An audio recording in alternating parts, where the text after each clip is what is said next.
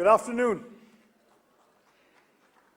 My dear colleague in Parliament, Sanjay Singh, members and office bearers of the Uttar Pradesh Congress Committee, Shri Salman Soos, Regional Coordinator for the All India Professionals Congress North Zone, Srimati Amita Singh, President of AIPC Uttar Pradesh, my young colleague Alim Javeri, who just reminded us that I belong to a small minority of old people, members and prospective members of AIPC,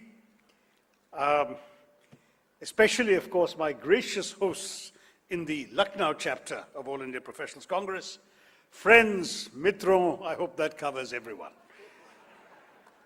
It's great to be in Lucknow. जिस शहर का आम भी खास हो, वहाँ की आप भगत पर कुछ खास कहना तो बनता है। बाजिद अली शाह ने क्या कहा था? लखनऊ हम पे फिदा और हम फिदाए लखनऊ। आपको पता है कि मैं आज सुबह दिल्ली से आया हूं और मुझे बिस्मिल साइदी का शेर याद आया, क्या तबाह तो दिल्ली ने भी बहुत बिस्मिल, मगर खुदा की कसम लखनऊ ने लूट लिया।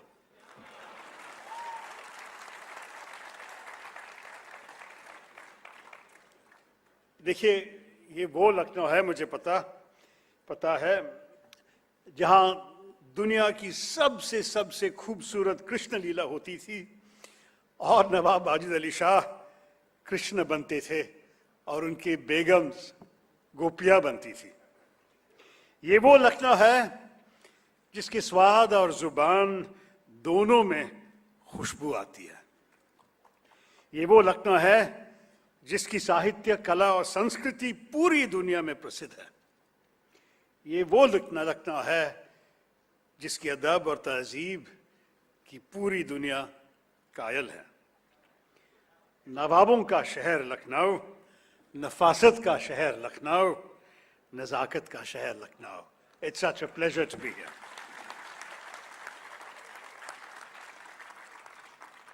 Actually, सवाल ये तो उठा कि मैं किस भाषा में बोलूं आज।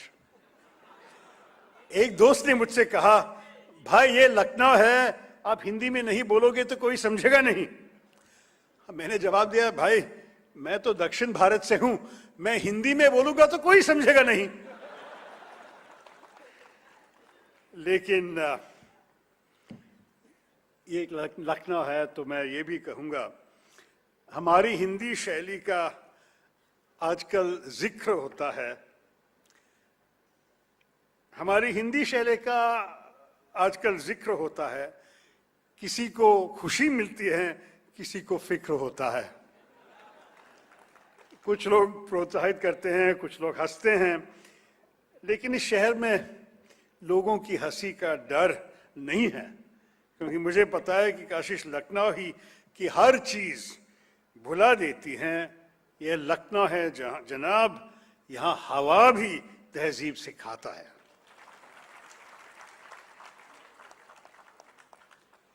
अच्छा, वैसे भी मैं आज ना हिंदी में बोलूँगा, ना प्योर इंग्लिश में, मैं आज हिंदुस्तानी में बोलूँगा जिसमें अंग्रेजी भी शामिल है, और कुछ शेर भी सुनाऊंगा आप उनके लिए। लखनऊ तो है। I've been asked to talk today on the topic of building the nation with politics of inclusiveness. Building the nation. It seems sometimes that some people feel they have a monopoly on nation building.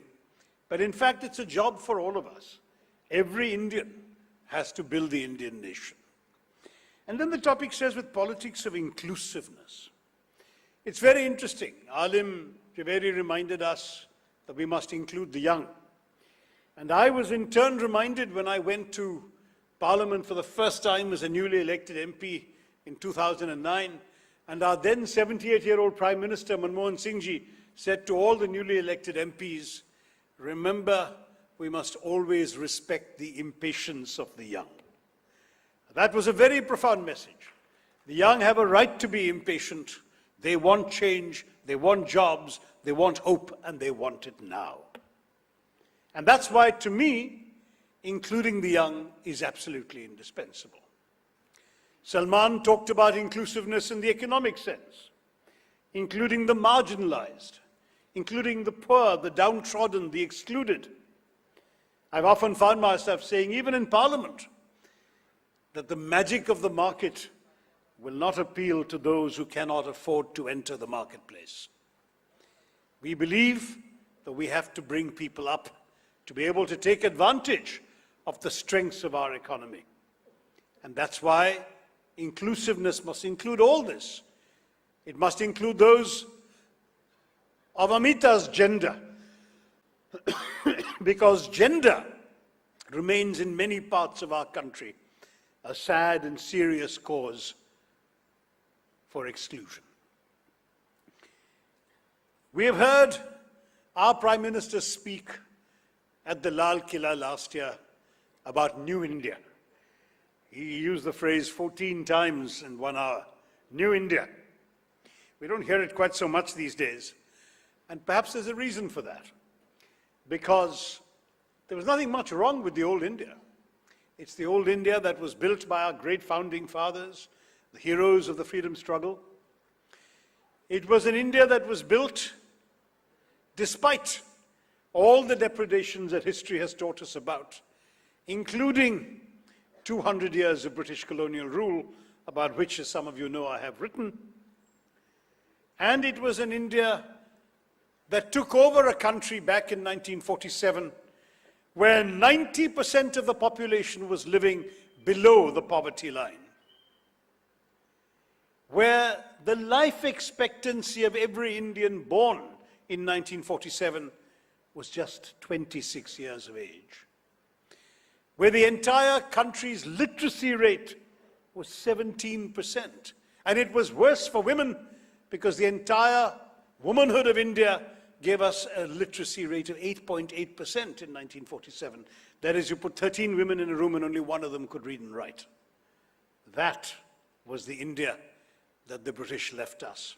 And from there, thank you so much, from there we have built up an India where all those numbers are different. That in 2014, that literacy rate had gone from 17% to 79%. The poverty rate had declined from 90% to 23%. It's not good enough. 23% poor people is still a challenge we must overcome. But we have made progress, and we should not deny that. We must accept that all the indicators, infant mortality, child mortality, maternal health, everything has improved. Without claiming anything as perfect, it is not.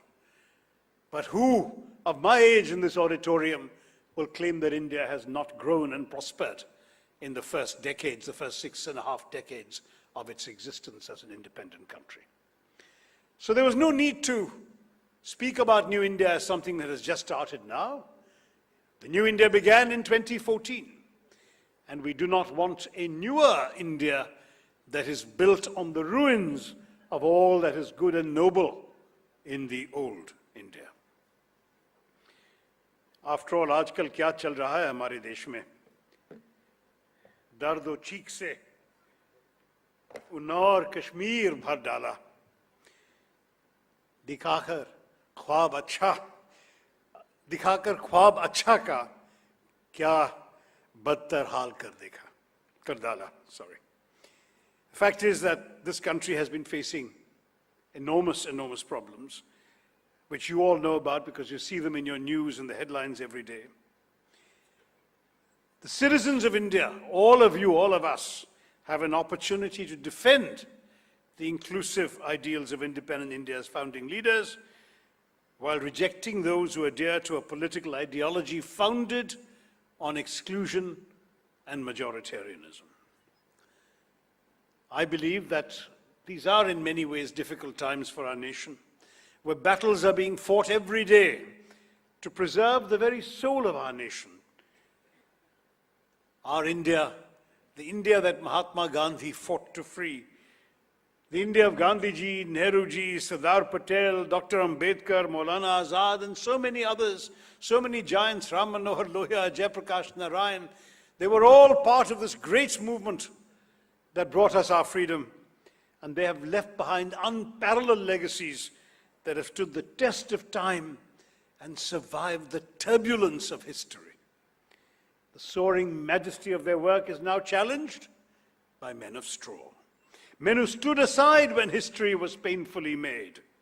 Men whose vision was as low as it was narrow, and men who seek an India where some are rulers and most are obedient subjects, tagged by an Aadhaar number and told to stay in their place, what to recite, whom to love, what to eat and not eat, what to wear and not wear, where to worship and not worship. Salman reminded us that the Prime Minister's slogan of Sabka Saath, Sabka Vikas is about inclusion, the topic of my talk today. But what do we see in reality in the last 4 years? A reality, unfortunately, of division and exclusion. India's diversity has come under sustained attack these days. We have seen so many headlines, I don't need to repeat them to you. But the breaking news is breaking our hearts day after day as we hear reports of mob lynching, of cow vigilantism. What a new phenomenon this is. Keeping cows safe is fine. Keeping cows safe by killing people is not fine. We have read of the murder of writers and intellectuals critical of the Sangh Parivar, most recently of the brave Gauri Lankesh. We have sadly seen the free media of our country facing intimidation, the press institutions of our country finding themselves the subject of coercive legal notices, as we saw with The Wire when they dared to attack a prominent politician's son. We have seen a crisis in the judiciary where for the first time the 4 most senior judges other than the Chief Justice have gone to the press. What they said was bad enough, what they left unsaid but hinted at was deeply worrying. We have seen the dismantling and misuse of all the domestic institutions and values and principles that we have so painstakingly built up over the years. The Election Commission. Why, after all, suddenly were the Himachal elections called 13 days before the Gujarat elections, when every single time they have been announced together? Was it not to oblige those in power in Gujarat and Delhi so they could give some more freebies to the voters in the 13 extra days? Very sad that the same Election Commission has had to face the strictures of the Delhi High Court for disqualifying 20 MLAs on technical grounds without due process. We have seen the RTI, the Right to Information Act, which gives every one of you the right to write and demand to know what happened to your taxes and how they were spent. That RTI has been hollowed out. You write now for RTI information, and very often you find yourself in a long queue as the pile of unanswered applications goes down a bottomless hole. We see Aadhaar, which we had initially introduced as a means of helping the government to give benefits, subsidies and other benefits directly to the beneficiaries. Instead, Aadhaar has become an instrument of coercion. A bill is passed as a money bill in Parliament saying that Aadhaar is only intended to govern the payment of funds from the Consolidated Fund of India, the Government of India's treasury. And what happens? They ask you to link your mobile phone to Aadhaar. Unless your mobile phone provider is getting its money from the Consolidated Fund of India, why is that necessary? Why must you link your private bank account to Aadhaar? The Supreme Court will rule on all of this, but these are questions about the government's intentions. We've had discriminatory and callous economic policy making. There was demonetization, which was a bad notebandi, a bad idea, badly implemented. And then there was the rollout of GST, which was a good idea, badly implemented. But both times, bad implementation happened. In fact, in 2004, what the voters said to the UPA were, if I can quote Ghalib's immortal words, हजारों ख्वाहिशें ऐसी कि हर ख्वाहिश पे दम निकले, हजारे ख्वाहिशों ऐसी कि हर ख्वाहिश पे दम निकले, बहुत निकले मेरे अरमान लेकिन फिर भी कम निकले. And so they voted against us. मान लिया, we accepted that. Today the tune has changed and it's time to change Ghalib's lyric also, because with demonetization we can only say हजारों ख्वाहिशें ऐसी कि हर ख्वाहिश से दम निकले. हम चले थे बैंक से पैसे लेने, हर ATM तो खाली रहे. And what about GST? It's amazing, when we came up with GST, it actually was meant to be a good and simple tax. We said there are 23 taxes in India. Every state levies octroi and excise, and the trucks are held up at every state border. Such a mess. Why don't we unify the economy by merging all these 23 taxes into one tax for the whole country, covering every item at one level? Very simple idea. So the BJP took the sleek horse and they converted it into an ungainly camel. And in that camel, what have we got? We've got 3 GSTs, CGST, SGST, IGST, and then you've got 6 GST rates, ranging from 3% for gold to 28% plus cess, 43% for a luxury SUV. And in these 6 rates, we have created what international financial institutions have called the most complex indirect tax in the world. Congratulations, BJP, you finally got the world's most something, except it is the most complex.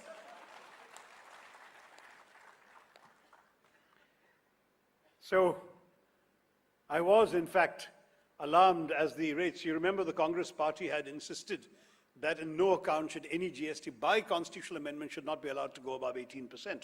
We were actually planning to aim at 13 to 15. We finally compromised on 18. Government would not agree, and in the end, that was not allowed to be passed in the law that was passed. So what happened? अलविदा कहते हुए जब मैंने इस शख्स से पूछा कि कोई निशानी तो दो, अलविदा कहते हुए जब मैंने इस शख्स से पूछा कि कोई निशानी तो दो, वो मुस्कुराते हुए बोले 28% GST low. But the list of unfortunate developments is not over. There is the rising schism between the central government and the states. They speak of cooperative federalism, but the only cooperation is with those states that they run. And today the southern states are extremely alarmed about the terms of reference of the 15th Finance Commission, which seems to be punishing those states that have promoted women's empowerment, reduced population growth, and actually conducted the very targets of human development that were set to them by previous governments. That, I'm afraid, is raising some serious questions. Unemployment in our country is at an all-time high, and unemployment, you all know that the party that came to power in 2014 rode in on a promise of 2 crore jobs a year. Many of the young people of UP voted for that party because they thought they will be getting these 2 crore jobs and they will be the beneficiaries. Well, I'm sure your mathematics is good enough. In 4 years, that should be 8 crore jobs. Do you know how many jobs have been created in India in the last 4 years? Precisely 18 lakh. Now, we can talk about Rozgar, we can talk about skill development. The reality is of unemployment at an all-time high. That is what we're living up with. Then there are these various employment generation schemes that have all spectacularly failed.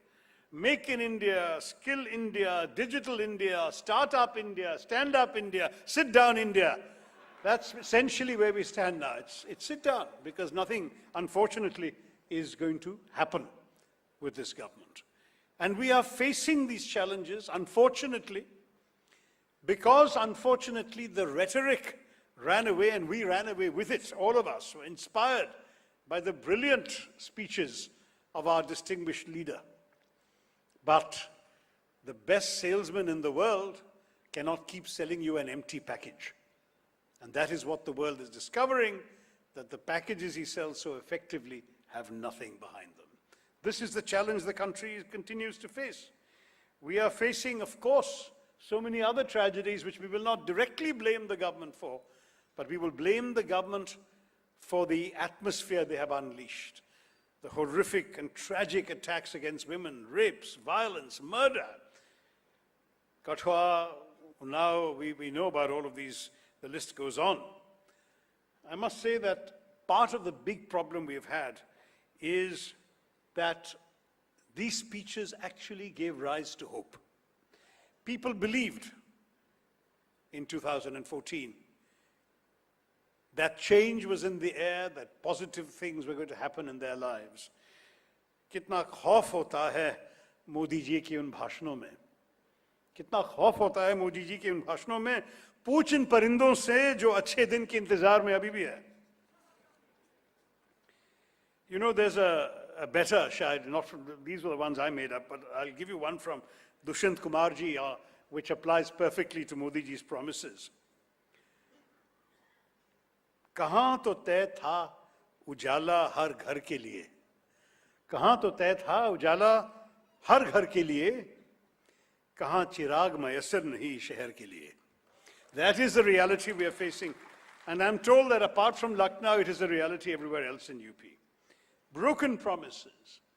Have any of you seen the 15 lakh rupees in your bank account? We've all seen the videos going around WhatsApp of that promise made by the candidate who is now our Prime Minister. 15 lakh rupees in the bank account of every Indian. Where has it come? Where has black money ended? Can all of you touch your hands on your hearts and say you've never seen any black money since 2014? Where is the ease of doing business we heard so much about? Where, for that matter, is Sabka Saath, Sabka Vikas? Where are the 2 crore jobs? Where are any of the things promised? It's striking that the amazing thing about this government is the only achievements that they can actually point to are the very things they opposed when they were in opposition. We have an extraordinary thing where they oppose FDI in retail. When they come to power, they push FDI in retail. They oppose liberalization of the insurance sector. They come in, they pass the bill on insurance sector. They oppose Aadhaar. Prime Minister Modi has attacked it many, many times. Here they take Aadhaar and they make it 10 times worse than it was ever intended to be. Every single thing they have done, they have taken schemes initiated in the UPA, and very often they've changed the name. And there I take my hat off to them. These are marketing geniuses. We have some boring titles like direct subsidy benefits transfer, and they go and call it Jan Dhan. Arey wah. Jan Dhan sounds so much better.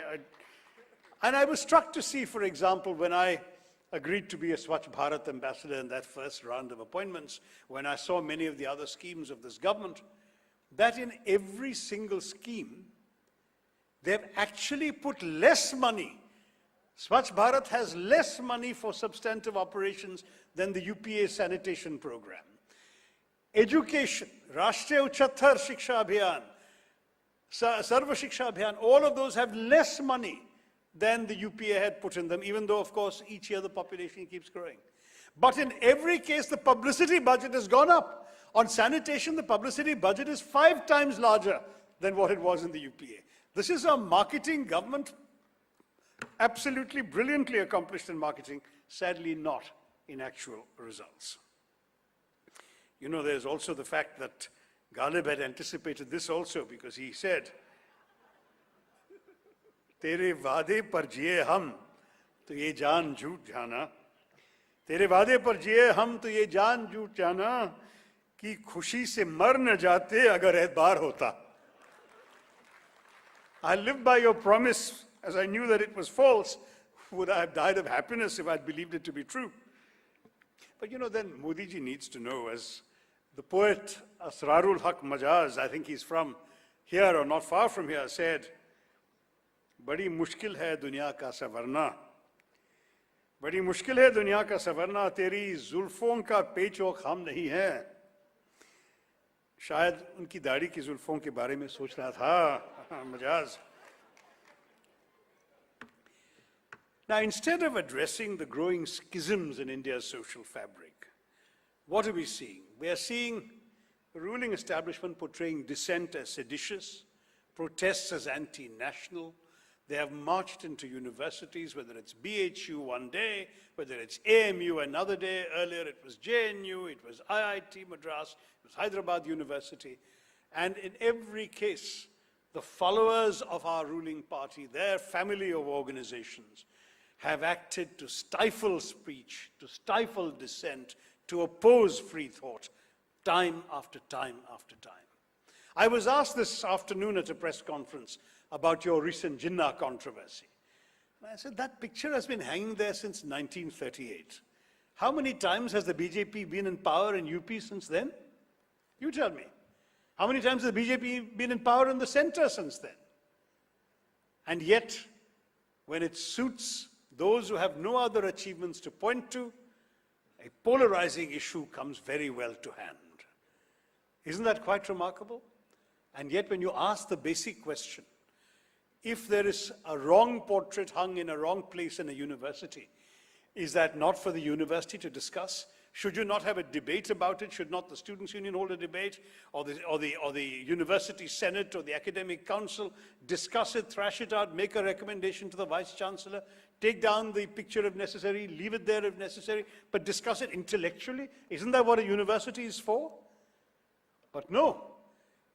That is what a university is for. That's what the law allows. What the law does not allow is for anybody to go into an educational institution, threaten and impose violence in order to pursue their preferences. A university is where you win arguments, you don't win fights. A university is there where you go to talk and persuade and debate, you don't show your muscles. But do the people who have done this understand that what they have done is in violation of the law? Very clearly the answer to that question is no, they don't understand. But the fact is, this is what we're living with now. And those who oppose their breaking the law are the ones branded as anti-national. That is what is today. We are being told, you must say Bharat Mata Ki Jai. I'm happy to say Bharat Mata Ki Jai. I've found myself, in fact, in a bus, in an airport bus in an airport in Europe last year, 2 years ago, before this controversy arose, with a bunch of UP pilgrims. And they all recognized me and they said, Saab, aap kuch kahiye. So maine kaha, Bharat Mata Ki Jai, and they all went and they all shouted the nara. So I have no problem with that. But if any friend of mine has a problem with it, if he says, look, my religion doesn't allow me to maternalize the country and worship her as a goddess, I will say Jai Hind, I will say Jai Bharat, but I will not say Bharat Mata Ki Jai. I believe my constitution gives him the right not to say it. But we are ruled by people who can only see things in their way. It's only my way or the highway. So if my way says, no, you have to say this because Mr. Amit Shah says you must say it, I'm sorry, that's no good reason to actually say something you don't otherwise want to or intend to say. The truth is, all of this, those who want to divide the country, we know a minister, member of the Council of Ministers, said that all the people in this country are of two kinds, either Ramzadeh or, and you know the word, I will not use it in public, but she used it happily in public, and she's still a minister. Another minister said, those who disagree with us and disagree with Mr. Modi should go to Pakistan. अरे भाई पाकिस्तान, आपके दुश्मन को आप दूर भेजना चाहते हो, तो कनाडा के बारे में क्यों नहीं सोचते हो? Because Pakistan is meant to send a message. If you are critical of us, you must be a Muslim, you must be a lover of Muslims, go to Pakistan, that's for the Muslims. That is the message. Is that an acceptable message in 21st century India, 70 years after independence? Not to me, not to us. We cannot have a situation in which such things happen, no one is punished, no one is held to account, there is not even an apology, they continue in the Council of Ministers as if this kind of discourse is acceptable discourse. Even the political rhetoric of Mr. Modi. It was all very well for him to attack my party president earlier when he was vice president, calling him a princeling. But if he wanted to attack him on those grounds, could he not have used the word Rajkumar? Why does he call him a Shehzada? You get the message again. The same messages go to Pakistan. This is the kind of insidious poison that some people are seeking to spread in our society. The petty intolerance and bigotry that pass for a ruling ideology in today's times has sadly begun to infect the way in which our country functions. And I must say that it is here that the people of Uttar Pradesh and the rest of the country, but particularly you all in Uttar Pradesh, can do better. Because you have lived and breathed for centuries the idea of India that Rabindranath Tagore wrote about, which is not only about coexisting, but also about thriving in our diversity, which is our strength. You know, I've just published a book called Why I'm a Hindu. The Hindi edition is coming out soon. Agar aap Hindi mein padhna chahta hai, kuch hafton ki intezar hai. Lekin, in that, one of the things I quoted, which was to me most memorable about Hinduism, was from Swami Vivekananda's great speech in Chicago in 1893 to the World Parliament of Religions, where he said that my religion, Hinduism, has taught the world not just tolerance, but acceptance. I read those words as a teenager and they stayed in my mind. I've been thinking about it all the time for decades. What a profound insight. Because, you know, we all go to school and we are taught that tolerance is a good thing, it's a virtue. A tolerant king is a good king, etc. And it's true, tolerance is a virtue. But tolerance is still a very patronizing idea when you think about it. Tolerance says what? I have the truth, you are in error, but I will magnanimously indulge you in your right to be wrong. That is tolerance. But acceptance is very different. Acceptance says, I believe I have the truth. You believe you have the truth. I will respect your truth. Please respect my truth. That is the essence of Swami Vivekananda's teachings about Hinduism. That is the Hindu faith that he preached to the world. That is the Hindu faith that I grew up in and that many of you here, I'm sure, have grown up in. And this acceptance of difference has been key, not just to the survival and success of the Hindu religion in this country, but to the survival and success of Indian democracy, because it rests on the basic idea that we must actually respect each other and respect each other for what we are. Accept you for who you are and respect you and expect the same in return. खुदा हाफिज जो मैं बोलूं वो मुझको राम राम कहता है, मैं उसका एहतराम करता था, वो मेरा एहतराम करता है. That is the spirit in which India has to live and work together. In fact, there was another lovely couplet of Ghalib's. Forgive me for being so much on the Ghalib track today. इस तरह हमने जिंदगी को आसान कर दिया, he said. इस तरह हमने जिंदगी को आसान कर दिया, किसी से माफी मांग ली, किसी को माफ कर दिया. That is how we take this country forward. It is the only way to take this country forward.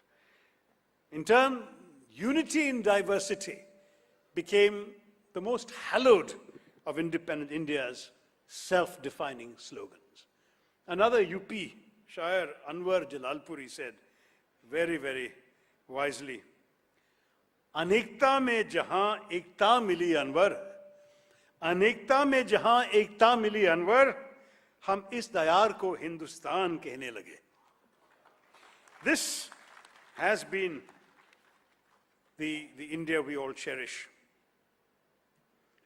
कोस कोस पर वाणी बदले, चार कोस पर पानी, अनेकता में एकता, हिंद की विशेषता.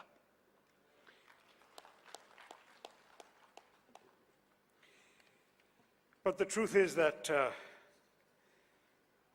India has always been, and UP has always been, much more than the sum of its contradictions.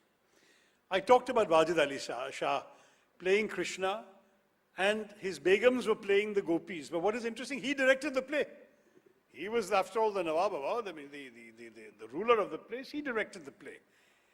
And this whole idea, which we have brought forward into 1947, when some said Pakistan has been created as a country for India's Muslims, therefore what remains must be a country for India's Hindus, the nationalist movement rejected that idea. They said, we will not buy into the logic that has created Pakistan. We do not want to be a Hindu Pakistan. We have always claimed to fight for everyone's rights. And we will therefore be a country for everybody. The Indian idea is that a nation may endure differences of caste, of creed, of color, of culture, of cuisine, of conviction, of consonant or language, of custom and costume, and still rally around a consensus. And that consensus is on the simple democratic idea that in a large, diverse democracy like ours, you don't really need to agree all the time, so long as you agree on the ground rules of how you will disagree. That's what kept India together and flourishing, but for the first time we have a government that's challenging the very ground rules on which Indian democracy has been built, challenging above all that acceptance of difference by wanting to press us all into a uniformity. Uniformity does not give you unity. We seek unity, not uniformity. We seek consensus, not conformity. We seek diversity. They seek, sadly, suppression. This is why we really have to look very seriously at what the values are here. मैं ये सब आपको कह रहा हूं उत्तर प्रदेश में, क्योंकि हम सब जानते हैं झांसी की रानी की तलवार का टंकार से यूपी की धरती आज भी खनकती है। प्रेमचंद की कहानियों की खुशबू से ये धरा आज भी महकती है। यहाँ की फिजाओं में जायसी के नूर की रवानी बसती है, तो कबीर के वाणी की झंकार से ये धरा सजती है। एक और प्रयागराज में आस्था पर समंदर उफनता है, तो दूसरी ओर देवा शरीफ में सौहार्द का सैलाब हिलोरें लेता है। भारद्वाज, गौतम, यज्ञवल्क्य, वशिष्ठ, विश्वामित्र जैसे ऋषि मुनियों की तप से आच्छादित इस देवभूमि पर भगवान राम और भगवान कृष्ण ने इस सरजमीन को धन्य किया है, और उनके साथ देवा शरीफ, गाजी मियाँ की मस्जिद, ज्ञावापी भी यूपी में है। गंगा जमनी तहजीब जिसके बारे में हम इतने सुने हैं, यहाँ की पहचान है। ताजमहल यहाँ का अभिमान है। सारी दुनिया से लोग आते हैं आपका ताजमहल देखने के लिए, और आपका मुख्यमंत्री कहते हैं कि ये कोई विदेशी बिल्डिंग है जिसको तोड़ना चाहिए, और आपका टूरिस्ट ब्रोशर में भी इसको इंक्लूड नहीं करते हैं। क्या करें हमारे देश को? Ours has actually been the idea of an ever land, an ancient civilization, united by a shared history, with influences from everywhere and sustained by a pluralist democracy. The ever land of India. Theirs is a never land. A pristine Hindu Rashtra that has existed only in their imagination. They claim has been invaded and influenced by others. And they wish to create this Hindu Rashtra again through violence at the expense of ordinary Indians who do not share their warped fantasies. I want to remind them of another UP शायर Firaq Gorakhpuri, who said, हो जिन्हें शक वो करे और खुदाओं की तलाश, हो जिन्हें शक वो करें और खुदाओं की तलाश, हम तो इंसान को दुनिया का खुदा कहते हैं. That is, after all, the essence of the UP culture, of the India culture, of the Ganga Jamni Tehzeeb we keep hearing about. And even a good Punjabi like Muhammad Iqbal wrote, mazhab nahi sikhata aapas mein bair rakhna, Hindi hai hum, watan hai Hindustan hamara. That is Iqbal, who is considered to be the founding poet of Pakistan. And he also wrote, Shakti bhi, Shanti bhi, bhakton ke geet mein hai. शक्ति भी शांति भी भक्तों के गीत में है, धरती के वासियों की मुक्ति प्रीत में है. And somebody else, I am not able to find the author,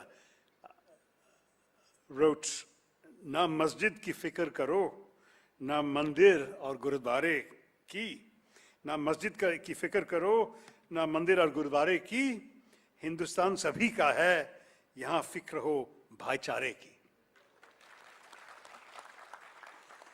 That is the idea of India that we, some of us, have sought to defend and promote. an idea of India that celebrates diversity. I lived many years in America, as does Salman, as has Salman. And I've enjoyed saying to Americans, look, if your country is a melting pot, ours is not a melting pot. India is a thali. Because we are a collection of different dishes in different bowls, all on one plate. Because the dishes taste different, and they're in different bowls, they may not necessarily flow into the next bowl. But they belong together on the same plate, and they combine on your palate to give you a satisfying repast. That is the thali of India. Cultural diversity, inclusion are therefore at the very heart of India's social fabric. The idea is that India is a nation based on a civic identity, not an ethnic identity, not a religious identity, not a linguistic identity, because we have diversities of all of those, where every kind of variety imaginable, right? We have 23 languages recognized in the Constitution. How many scripts in our rupee note? 14 or 15 scripts are printed on the rupee note. A land where that was before demonetization, sorry. Now perhaps there's only one number printed on that note. Chalo. A land where 4 major world religions were founded. 4 others, major ones, came from elsewhere to our country. We are a country of 85 recognized political parties, 58 of which are in parliament today. Some are 1-member party, 2-member parties, but they're there. And of course, a country which has invented God knows how many systems of classical dance, how many ways of bowling the dusra, and 300 ways of cooking the potato. So, any attempt to take this diversity and put it into a straitjacket, into some sort of majoritarian nationalism, by rewriting history and aiming, as a BJP minister has openly admitted, aiming to rewrite the Constitution, this is a pitiable effort that exposes the BJP's own insecurities. Let me explain to you that it doesn't take very much to rewrite the Constitution. It takes a 2/3 majority in the Lok Sabha, which they have. It takes half the states, and they actually have 2/3. They control 22 of the 29 states. And it takes 2/3 of the Rajya Sabha, which in 4 years they will have, because the Rajya Sabha is elected by the state assemblies that they now control. So in fact, the 2019 Lok Sabha election is the only obstacle to their going ahead and rewriting the Constitution of India if they want to for a Hindu Rashtra. If you have read, as I have read, the writings of Veer Savarkar, of V.D. Savarkar, some of us would say, and not give him that title, or of M.S. Golwalkar, who was Sarsang Chalak of the RSS from 1940 to 1973 for 33 years, or the writings of Deen Dayal Upadhyay, whom our Prime Minister hails as his principal ideologue, and he has said every ministry in Delhi must conduct seminars to study the thought of Deen Dayal Upadhyay, then you will know that they all rejected the Constitution of India. The Constitution of Ambedkar, they don't like. They say they have 2 main objections to it. The first one we can deal with. They say it is a document full of imported Western ideals, written by Anglophile lawyers in the wrong language. So fair enough, that's a criticism, we can face that. But the second criticism is far more far-reaching. It says the Constitution of India is flawed because it rests on a flawed premise, a wrong definition of what is a nation. They say the Constitution assumes the nation is a territory called India and all the people living on it. Wrong, they say. The nation is not the territory of India. The nation is the people of India, and those people are only the Hindu people. And that's why they say there should be a constitution for a Hindu Rashtra. This is a fundamentally different vision from the vision of Ambedkar and Nehru and Patel and all those who wrote and sanctified the Constitution of India in 1950. The constitution that they would write would not build a nation through inclusiveness. It would build a nation through exclusion of all who are not Hindu. And they've said in their writings, in fact, it's very striking how open they are about their willingness to exclude significant minorities amongst our people. And it is because of this ideology that we are seeing the hatred that is being spread against certain minorities. We are seeing the ill treatment of Dalits. We are seeing violence against Muslims. Even the father of an Air Force Havildar was beaten to death outside his home for allegedly carrying beef in his bag. And after that, they broke down his house, and they broke his door, and they broke his fridge, and took out the meat there, and rushed to the police station. And the police of the UP, instead of arresting the mob for having killed a man, they arrested the meat, and they sent it off to a lab to find out whether it was beef or not. As it turned out, as you know, it wasn't. But does even the possession of illegal beef mean that you are immediately vulnerable to being murdered by a mob on the street? Is that what UP and India have come to? What about the young boys and girls who are going out together? Perhaps some of them are holding hands, who are being harassed by these so-called anti-Romeo squads unleashed by your government? Do they have no rights in this country? We are seeing, as I said earlier, the pressure to conform. Why are there attacks on women? Because women must know their place in this mentality. The mentality that has spread its view across the country today, instead of blaming the men for their attacks on women, says, why was she out late at night? Why was she wearing what she was wearing? Who told her to work so late? Why was she going to a movie with somebody else who's not her husband? These questions point to a mentality that is dangerous for this country and that must be resisted. The young people of this country, as Alim reminded us, want to be free, to think for themselves, to dress as they please, to see whom they wish to see, to love whom they wish to love, to marry or not to marry, to pray or not to pray. They want to be free, to be Indian, to enjoy the rights the Constitution of India gives them. Are we now going to decide that a ruling party has the right to, because it's won an election, to take on the entire power of the government to impose its view on those who don't agree? And then to identify their party with the government and the government with the nation?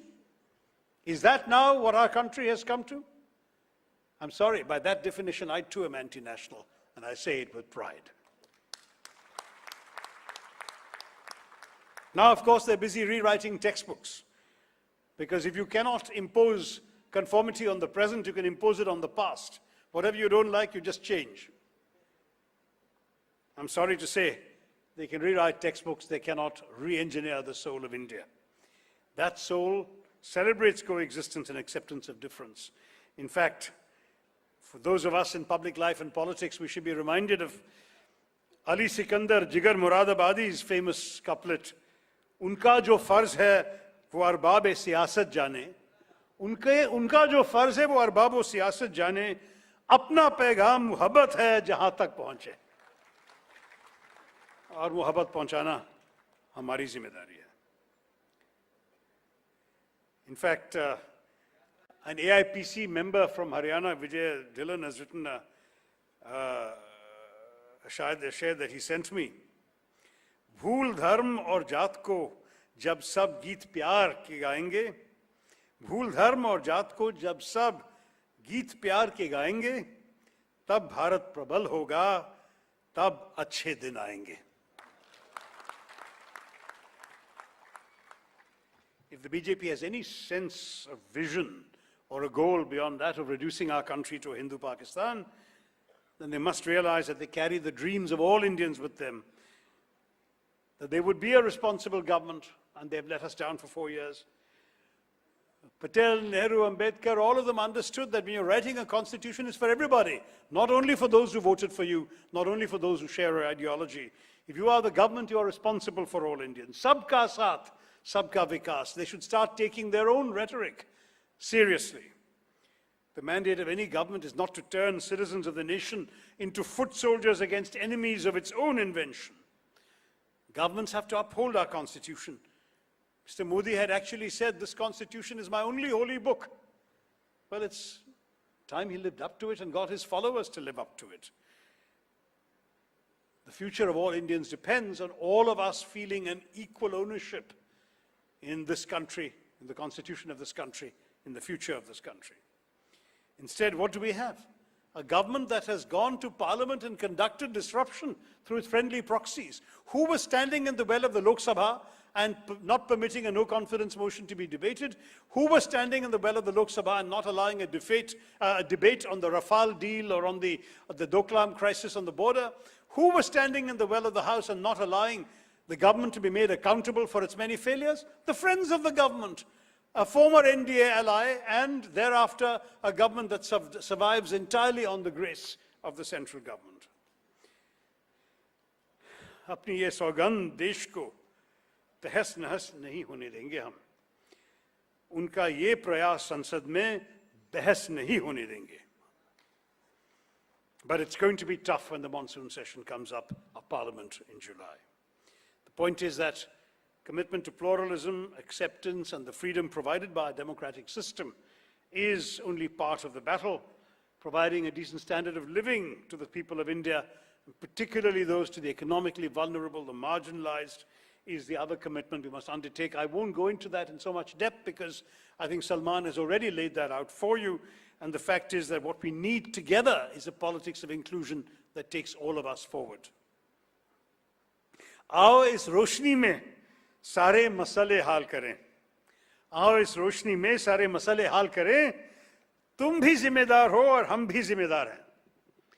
We absolutely have to take the responsibility, but at the same time we have to accept that those we have voted to power have an extra responsibility, have a special responsibility. दिल के बहलाने को गालिब ये ख्याल अच्छा है, but जिम्मेदारी is always more of the government. They have the mandate, and therefore they have the responsibility to provide answers to the nation. And as Ghalib, yet again, has observed, बुझ जाते हैं दिए कभी तेल की कमी से भी. बुझ जाते हैं दिए कभी तेल की कमी से भी. हर बार कसूर हवा के झोंकों का नहीं होता. So they are blaming everything, international forces, opposition, matters beyond their control, fuel prices. They have their own responsibilities. कसूर किसी और का नहीं, आपकी सरकार के तेल की कमी के हैं. मोदी जी, गलतियां तो आपके हैं. In fact, मुजफ्फर आजमी ने हमें सिखाया था, ये जब्र भी देखा है तारीख के नजरों में. You all know this one. ये जब्र भी देखा है तारीख के नजरों ने. लम्हों ने खता की थी, सदियों ने सजा पाई. And that is what this government is doing to us and to all the Sadiyon yet to come, the future generations of India. And when we speak of building a nation, we have to protect them. In these circumstances, professionals have a crucial role to play. Amita Singh has very nicely, clearly laid out for you the role of the All India Professionals Congress, its inspiration, what it seeks to do. We as AIPC fellows have to change the attitude of professionals who think कि मेरे होने या ना होने की क्या फर्क पड़ता है, इस देश में कुछ नहीं होने वाला है. You've heard all of these comments, right? I've heard people saying to me, intelligent, educated people, I am not interested in politics. I said, wow, you're not interested in politics, but sorry, politics is interested in you. That is the reality, because it is politics and politicians and elections that decide your future, that decide the opportunities you have, that lay out the prospects for you, that tell you how much taxes you must pay.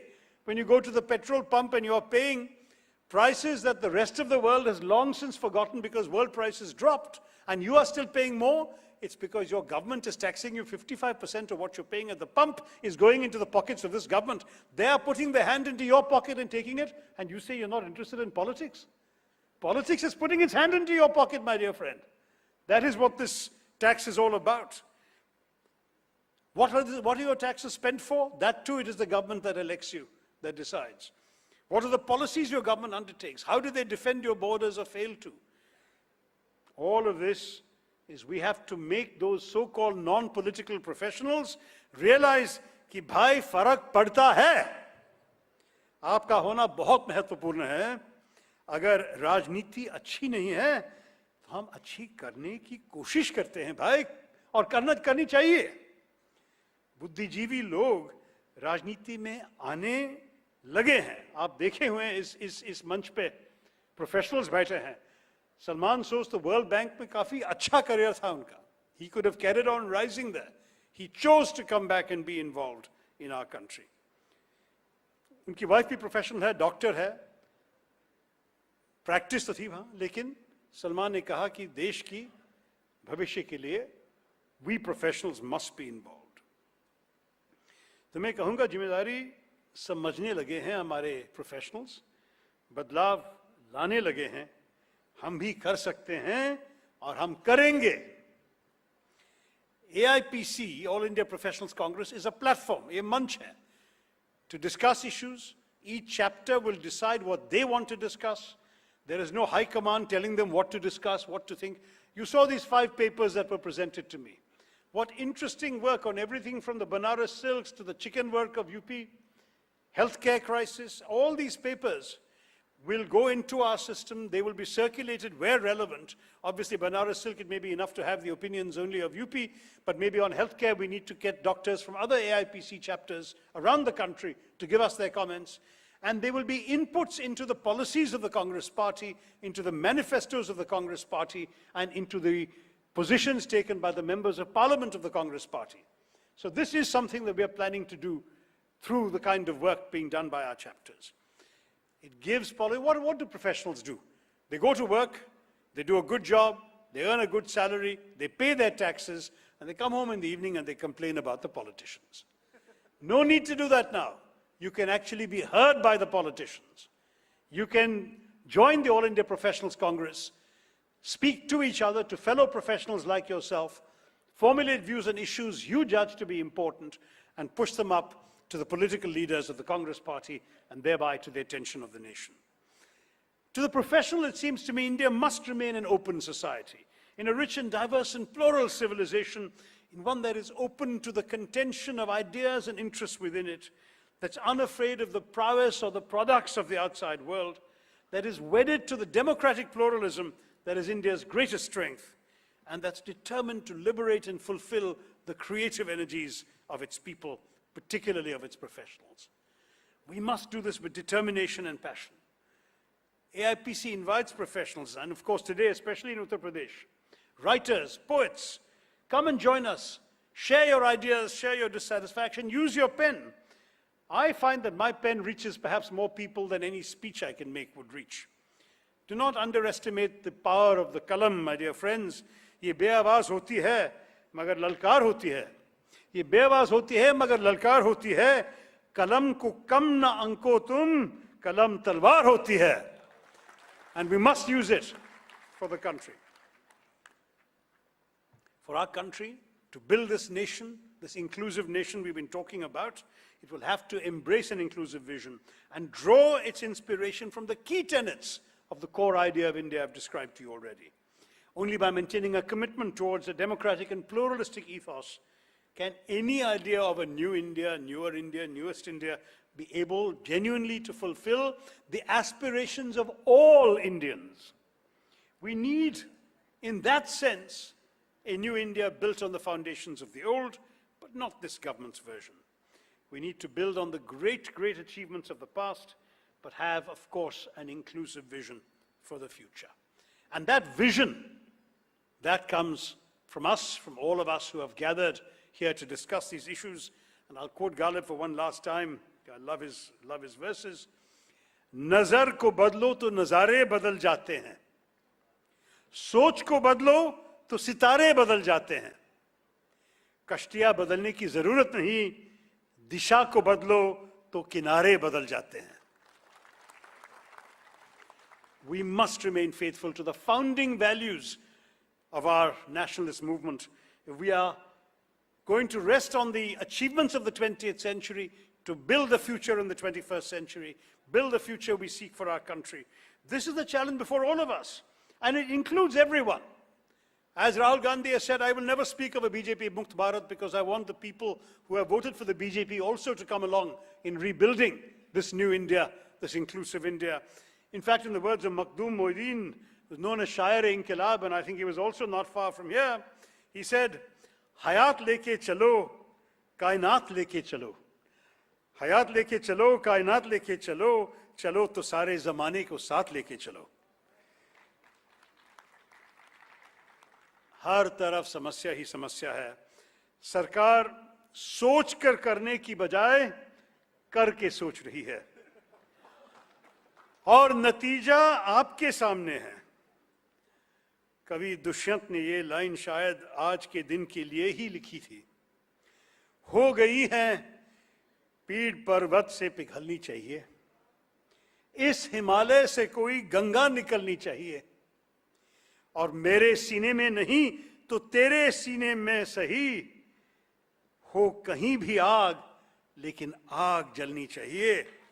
सिर्फ हंगामा खड़ा करने मेरा मकसद नहीं, मेरी कोशिश है कि ये सूरत बदलनी चाहिए। Thank you for listening to me. जय हिंद, जय भारत, जय AIPC।